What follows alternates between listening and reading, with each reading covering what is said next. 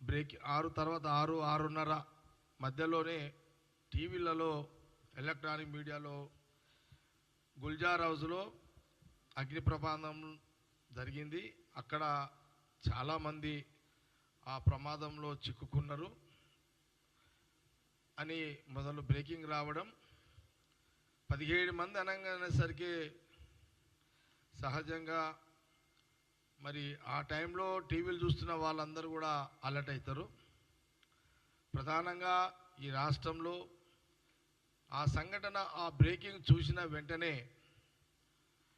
CM Revanth Reddy గారు immediately ఆ బ్రేకింగ్లకు చూసి ఈ ఆ ప్రమాదాన్ని గ్రహించి ఇమ్మీడియట్లీ తక్షణమే జిహెచ్ఎంసీ అధికారులకు, కమిషనర్ కానీ అధికారులకు, సంబంధిత అధికారులందరికీ కూడా అగ్ని ప్రమాదానికి ఎవరైతే సంబంధిత అధికారులు ఉంటారో వాళ్ళందరినీ కూడా ఆ బ్రేకింగ్ చూసిన వెంటనే సీఎం రేవంత్ రెడ్డి గారు ఇమ్మీడియట్లీ వారు అధికారులకు సూచన చేయడం, దాంతోపాటు ఇన్ఛార్జ్ మినిస్టర్ పొన్నం ప్రభాకర్ గారికి చెప్పడం కానీ, ఇక్కడ రాజ్యసభ హైదరాబాదులో అనిల్ యాదవ్ కానీ, అట్లాగే మరి మేయర్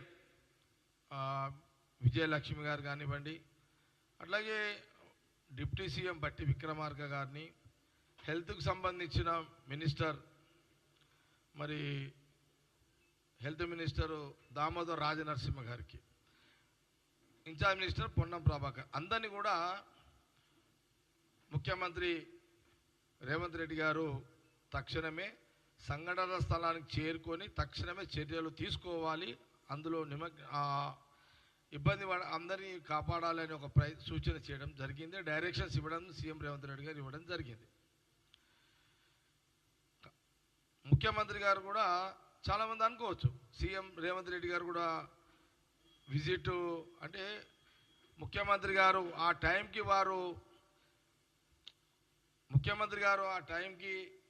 రేవంత్ రెడ్డి గారు ఆయనకు వచ్చిన ఆలోచన ఏంటంటే తక్షణం ముందైతే ముఖ్యమంత్రి గారు సంఘటన స్థలానికంటే ముందు అధికారులు కానీ సంబంధిత అధికారులు వాళ్ళందరూ పోవాలి, వాళ్ళందరూ ఆ చర్యల్లో ఇన్వాల్వ్ కావాలి, వాళ్ళని కాపాడాలి, ఏం పరిస్థితి ఉందో తెలుసుకోవాలి అనే ఒక ప్రయత్నం కాంగ్రెస్ గవర్నమెంట్, ముఖ్యమంత్రి రేవంత్ రెడ్డి గారు ఆ పనిలో ఉన్నారు. అక్కడ వారి ఇంటి నుంచే ఆ పనులు డైరెక్షన్స్ నడుస్తూనే అప్పటికే ఎవరు మన నాగిరెడ్డి గారు వారు కూడా సంఘటన స్థలానికి చేరుకున్నారు. ఇవన్నీ కూడా జరుగుతున్నాయి. ఫైర్ స్టేషన్ సంబంధించిన అటు కొన్ని అన్నీ కూడా ఫైర్ ఇంజన్లు కానీ అన్నీ కూడా టకాటక జిఎంసీ అధికారులు కూడా చాలా కొంత సెకండ్లలో నిమిషాలలోనే సంఘటన స్థలానికి చేరుకోవడము ఇవన్నీ కూడా జరుగుతున్నాయి అక్కడంతా. ఇప్పుడు ఇవన్నీ ఎందుకంటే ఈ రాష్ట్ర ప్రజలకు, తెలుగు ప్రజలకు కాంగ్రెస్ గవర్నమెంట్, కాంగ్రెస్ పార్టీ బాధ్యతగా పనిచేస్తుంది, చేసేది చెప్పుకోవాల్సిన అవసరం ఉంది. మా కాంగ్రెస్ గవర్నమెంట్ సీఎం రేవంత్ రెడ్డి గారు ప్రయత్నాలు ఈ రకంగా ఉదయము ఎప్పుడైతే టీవీలలో ఆ బ్రేకింగ్ చూసారో ఎవరికైనా షాకింగ్. అది మనం సామాన్య మానవులకైనా ఏ నాయకుడికైనా అది షాకింగ్. 17 మంది అందులో ఇరుకపోయారు, ఏంది పరిస్థితి అనేది ఎవరికైనా వాళ్ళందరూ బయటపడాలి, బాగుండాలని ఎవరైనా కోరుకుంటాం అదంతా. అందుకే ముఖ్యమంత్రి గారు సంఘటన స్థలానికి పోవడం కంటే ముందు అధికారులు పోవాలి, సంబంధిత అధికారులు పోవాలని వారు ఆ పని మీద ఉన్నారు. ఇప్పుడు ముఖ్యమంత్రి రేవంత్ రెడ్డి గారు సంఘటన స్థలానికి వచ్చిరనుకోండి, ఆ టైంకి అధికారులంతా డిస్టర్బ్ అవుతారు. అక్కడ పని జరగాల, ముఖ్యమంత్రి గారి యొక్క ఫోటో అంటే ఆయన సేఫ్టీ కోసం ఆయన చూసుకుంటూ కూర్చోవాలి అధికారులు. అందుకే ముఖ్యమంత్రి రేవంత్ రెడ్డి గారు సంఘటన స్థలానికి పోవడం కంటే బెటర్ వాళ్ళు ఉన్న వాళ్ళందరినీ ఎట్లా అక్కడ మనం ఏం చేయగలుగుతాము, దాంట్లో అధికారులు ఏం పని చేయాలనే దాని మీదనే వారు అలాంటి చర్యలు తీసుకున్నారు. ఇది రాష్ట్ర ప్రజలకు చెప్పాల్సిన బాధ్యత మాకు జిమ్మేదారు ఉంది, కాంగ్రెస్ పార్టీకి జిమ్మేదారు ఉంది. కాబట్టి ఇది నిజము, కాబట్టి ఇది వాస్తవాలు. కాబట్టి ఇందులో ఏ ముఖ్యమంత్రికైనా ఏముంటుంది, వాళ్ళు బయట పడితే బాగుంటుంది, వాళ్ళు బతికితే బాగుంటుంది అని ఒక ఆశ ఉంటుంది ఎవరికైనా. కాబట్టి ఆ ప్రయత్నాలు జరిగినాయి. ముఖ్యమంత్రి రేవంత్ రెడ్డి గారు ఉదయం డైరెక్షన్లో అనే విషయాన్ని నేను మీడియా ద్వారా ఈ సందర్భంగా తెలియజేస్తున్నాను.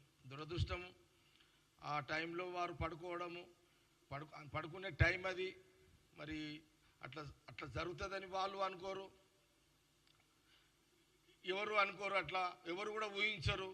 ఆ షార్ట్ సర్క్యూట్ కావడము, వాళ్ళు ఆ పొగ నిండిపోయి వాళ్ళందరూ ఆ ఊపిరాడక వారు చనిపోవడము, ఇదంతా నేను చెప్పినంత ఇదిగా ఉండదు. ఆ పరిస్థితులలో వాళ్ళ పరిస్థితి చాలా ఘోరంగా ఉంటుంది. ఆ పరిస్థితులలో అంటే వాళ్ళు వాళ్ళ కళ్ళు వాళ్ళు మేల్కొని వాళ్ళు తప్పించుకునే ఒక పరిస్థితులు కూడా లేకుండానే వాళ్ళు ఆ ఊపిరాడక ఆ పొగ నిండిపోయి శ్వాస ఆడక వాళ్ళు చనిపోవడం జరిగింది. ఇదంతా కూడా ఎన్ని ప్రయత్నాలు చేసినా కొన్ని సెకండ్లలో నిమిషాలలో ప్రాణాలు వెళ్ళిపోయినాయి వాళ్ళందరికీ. కాబట్టి అప్పటికి అధికారులందరూ అన్నీ పలగొట్టుకొని అంతా చేసుకొని లోపలికి పోయేసరికి జరగాల్సిన నష్టం అంతా జరిగిపోయింది. అందరం కూడా బాధపడుతున్నాము. ఇది ఎవరు కూడా బాధపడి ఏదో మనము ఓదార్పు చేస్తే పోయే సమస్య కాదు.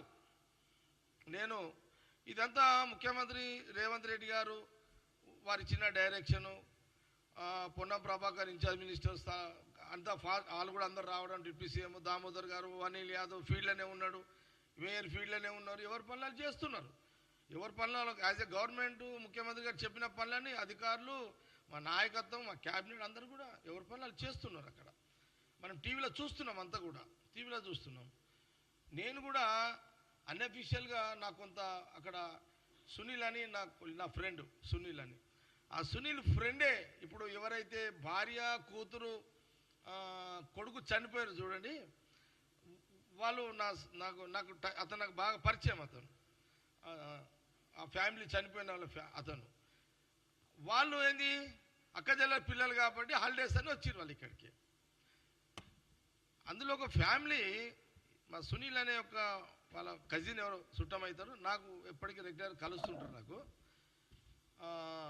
ఆ టైంలో జరిగిన సంఘటనలలో ఒక కుటుంబం సంబంధించిన ఎవరైతే మా సునీల్ ఒక బంధువు అంటున్నానో, నాకు సునీల్ అప్పటికే విషయం చెప్పిండు, అన్న ఇది చాలా జరిగిపోయింది, ఇక ఎవరు ఏం చేయలేరు దీంట్లో, ఇక అది వాళ్ళు ఎవరు అనుకోలేదు, ఇట్లా షార్ట్ సర్క్యూట్ అవుతుంది, ఇట్లా ఏసీలో వాళ్ళ సిలిండర్ పేలుతుంది, లేకపోతే ఇంకేదో అవుతుంది అని ఊహించేది, ఇదంతా ఇట్లా జరిగిపోయింది.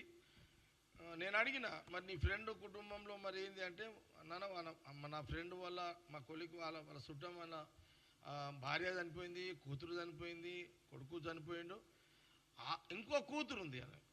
ఆ కూతురు అదే రోజు ఇన్సిడెంట్స్ మార్నింగ్ జరిగింది కానీ అదే రోజు 11 గంటలకు ఆమె ఎగ్జామ్ ఉందంట. ఆ ఎగ్జామ్ ఉందని తండ్రి దగ్గరికి వెళ్ళిపోయింది ఆమె. అంటే ఇప్పుడు ఆ కుటుంబంలో ఒక తండ్రి ఒక కూతురు చెప్పుకోవడానికి ఇది జరిగిన విషయాలు. నేను అన్అఫీషియల్గా నేను ఎప్పటికప్పుడు మా సునీల్ సంబంధించిన బంధువులు ఫ్రెండ్స్ కాబట్టి నేను తెలుసుకుంటున్నా, అది కూడా కొంత చెప్పాలి కాబట్టి చెప్తున్నా. ఇదంతా ఓకే, ఇవన్నీ జరిగినాయి, బ్యాడ్ లక్. మనము ఎవరం కూడా ఎవరి చేతిలో లేదు అదిగా. ఇదంతా ఇది అసలు 17 మంది కొన్ని సెకండ్లలో నిమిషాల్లో